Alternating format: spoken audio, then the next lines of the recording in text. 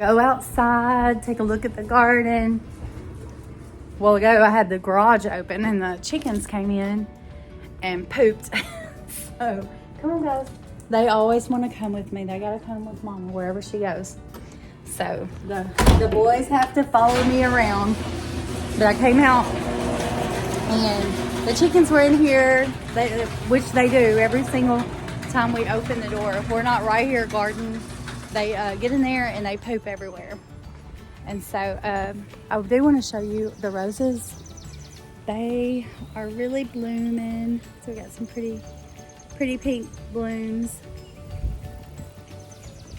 And here's the big rose bush. Got some pretty pink blooms on it. And then here's the other one. So it's looking pretty good. It's getting kind of full. And this one hasn't bloomed yet, but it's got some blooms on there. You can see they are just about to bloom. And that one is my favorite. When it blooms, it has, or when it bloomed early in the spring, like in April, it had pink and it had light pink and dark pink blooms on it. So it was really pretty. So we'll go over here to the garden. There's the chickens. They're all doing good. They're getting so big. I need to show you what they're looking like because they are getting so big. They're going to be ready for us to harvest here pretty soon. And this variety that we're doing this year, they're more active and they seem like they forage more. They like to dig around in the dirt and forage for bugs and worms and different things. And so we got home yesterday from the lake, and so John came out here and moved them. They were starting to smell a little bit. They'd been sitting in the same spot for a few days, so they were ready for a move. They are fertilizing the yard, so that's really nice. That's a bonus. And so we'll go over here and look at the garden. We've got some okra plants and cucumbers. The cucumbers are looking pretty good. I feel like they will be ready to go up the trellis soon. That one's looking a little sad, but it's got some good strong leaves here.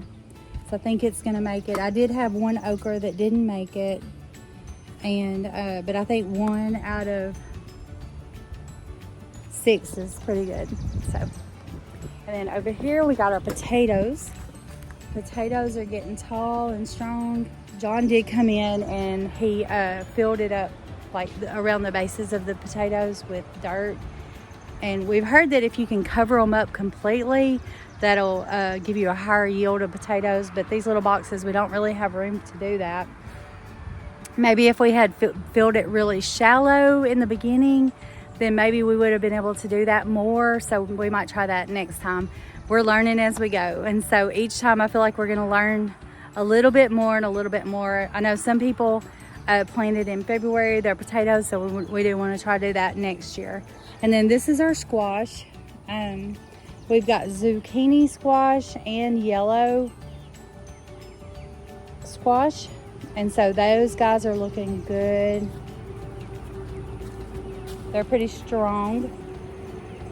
And then of course our tomatoes are looking good.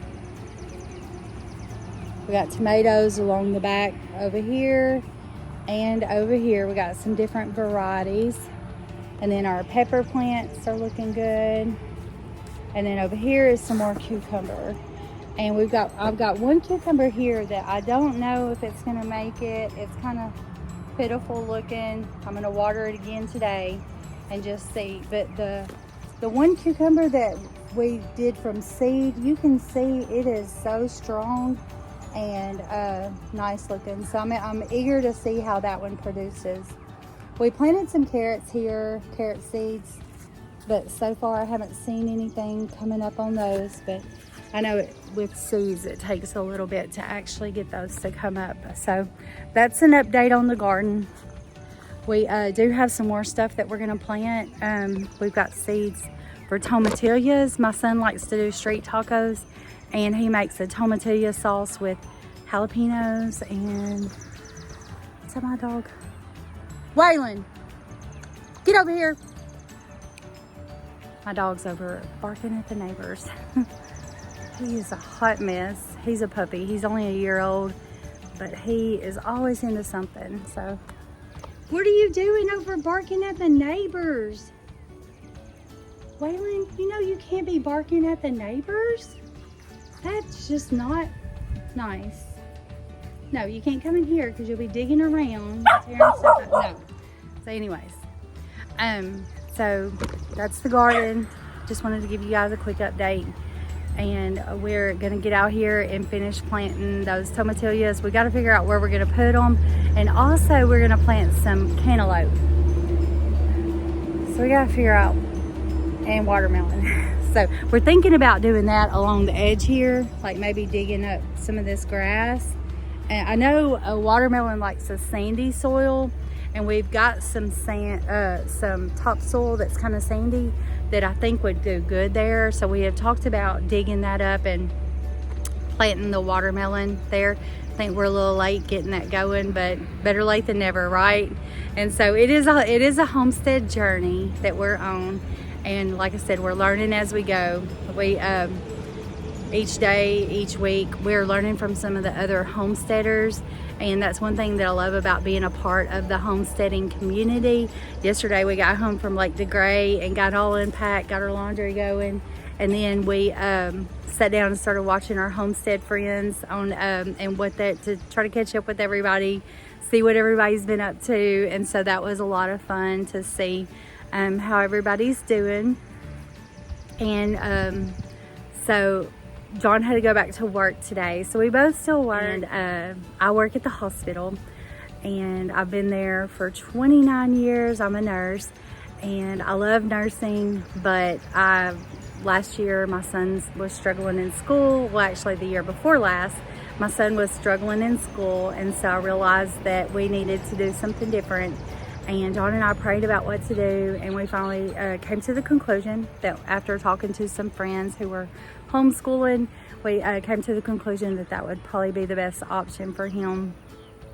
So we began a homeschool journey last year. We got in with a group called Classical Conversations here where I live. And I think they have charters all over the United States. Well, I know they do. I know they have several in Arkansas. And so we got involved with Classical Conversations. I was super nervous. Number one, leaving my full-time job. That was a huge step for our family, but it's something we have prayed about, and I knew that God was leading us in that direction. And it was scary because I was giving up that security of a paycheck and full-time employment. But I know one thing that I've learned is that when God leads you to a place, He's going to provide everything that you need. You're not going to have to wonder or worry. What's that verse? Trust in the Lord with all your heart. Lean not on your own understanding. In all your ways acknowledge Him, and He will direct your paths. And that's Proverbs 3, 5, and 6. And that's my favorite verse because so many times I don't understand what God's doing.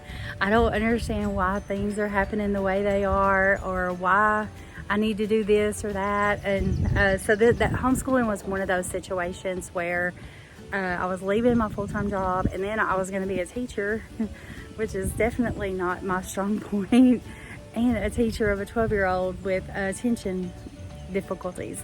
And so I was like, okay, Lord, if I know that you can help me in this journey. And so He did. God is so good. This year Asher did so well. He learned so much. He was just soaking it up. And that wasn't the case at public school. You know, he was struggling. And so I was really excited to see him grow and learn and thrive this year. And so we've decided to do it again next year for the 2024-25 school year. We're gonna do the Classical Conversations homeschool group. And so I love that because you have a community of other homeschoolers that are doing the same thing you are, and you can learn from each other. And God put us with some women who I just admire for because some of them, like one lady, she has 7 kids that she's homeschooling. And so like these women are strong and they're awesome. but they're Christian women that love the Lord and love their children, love their families, and so they want to be in the home. And I've felt that this year that God wants me in the home. He wants me here, taking care of the home, taking care of my children, taking care of my husband, and so I'm really excited to do that. And I know that's not everyone's path, but that is our path this year, and so it's been an awesome journey. And so I do still work 1 day a week at the hospital, and that's been tricky lately because my schedule has been a little crazy, but we're making that work. On the day that I work from the hospital, John, he's here, and I'll have like all the lesson plans set out, and so he helps Asher with his work. We're still learning how to be homeschoolers, because I think you kind of get in this mindset that you have to be 8 to 3:30, everything, you have to do this, you have to have this class and that class and this time slot, and it doesn't have to be that way.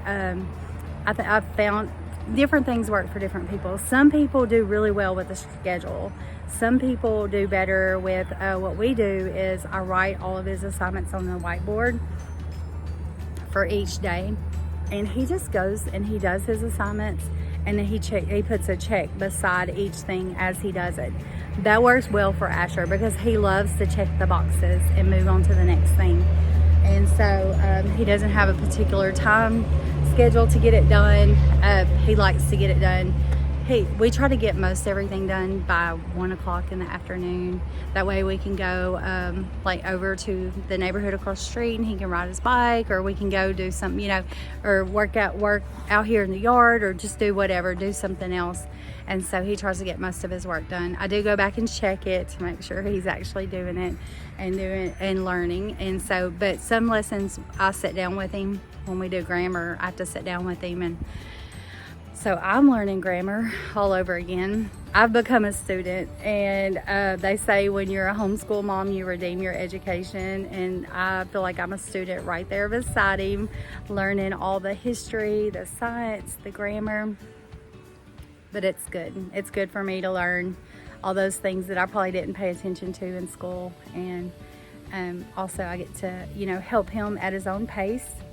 And so that's worked really well, which I know homeschool is not for everybody. And but I do want to tell you, I want to encourage you, if you are considering homeschooling, pray about it. And it's scary, but you can do it. I never thought I could do it, never dreamed I would ever. I have 4 boys and never dreamed of homeschool. Well, actually, I will take that back. My 19-year-old, when he was in middle school, he was struggling a lot too, just like my 12-year-old now. And I wanted to homeschool him, but I was too scared to do it. And so I wish, in hindsight, that I had, because I feel like it would have been so much better for him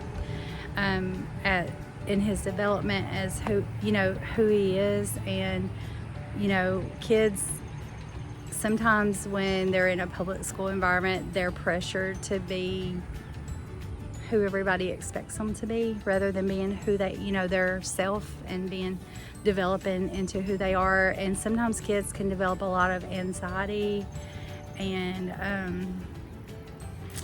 emotional struggles with that. And so I won't get into all that, but some of you may know what I'm talking about. And so I feel like it would have been good for our 19-year-old if I had homeschooled him. But one thing I learned as a parent, we have a son that's 31 and one that's 30. They're 11 months apart. And then 11 years later, we had our third son.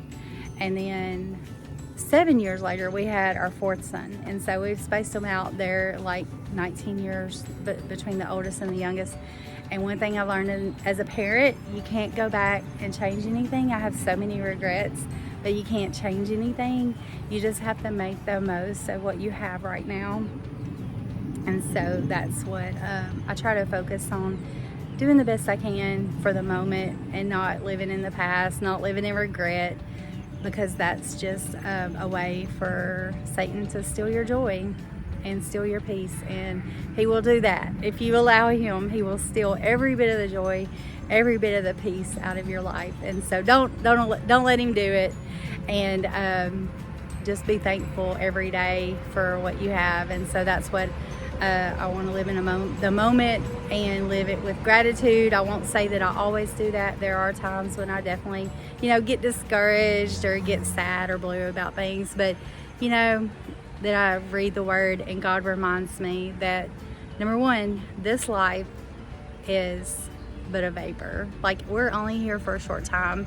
So while I'm here, I want to make the best of it, but I also want to keep an eternal perspective of my life, because this is not what it's all about. There is an eternity, and that's what I'm keeping my my focus and my eyes. I want to keep my focus there, because when I do that, it just gives you so much hope and encouragement for every single day and every single task, and for the hard things. You can just dig your heels in and stay firm to what's important in life. But anyways, I'm just talking too much here. I just want to encourage you to find your purpose and fulfill it. God's given you gifts. He has given all of us gifts, and you have gifts that He has given you. So use those gifts to honor Him today. I love you guys. Please thank you for following our channel, and please keep coming back and interacting and commenting with us so we can get to know you, because we get encouragement from you guys. Thank you. Have a great day. I'm here in the garden. Yesterday we planted these okra plants and cucumbers. So we had started seeds, but they didn't quite take. So I went to the store and actually bought plants. They're looking pretty sad. I'm hoping they don't die while we're out of town, because we're just about to head out to the lake. I put a little bit of water on them, and it's starting to sprinkle now. So hopefully they'll get some rain while we're gone. And you can see those are looking really sad. They just do not look happy. But hopefully they'll survive. We'll see. That's the one that we planted that actually did survive, and it's looking pretty good. These places right here where the divots are, I don't know if you can see that, I planted some carrots. So hopefully those carrot seeds, it was actually carrot seeds. These squash plants were looking beautiful and healthy yesterday, but I had to space them out because they were all clumped together. And you can see the ones that I spaced out, they're looking very sad. So that one's looking great. I didn't move it, but the ones I moved, they're not happy campers right now. But hopefully they'll perk back up. These are some more. One of these is zucchini squash and one is yellow squash, but I'm not sure which is which. But you can see these guys are about the same. And then we covered our potato plants up just a little bit around the roots to see if we can get a higher yield on those. And then our tomatoes are looking pretty good. We got some tomato. We don't have any tomatoes, but we've got tomato plants going. When I get back, I'm gonna come in here and try to get some of these sucker shoots off. And we got some marigolds in here with, so hopefully that's gonna keep the pests down.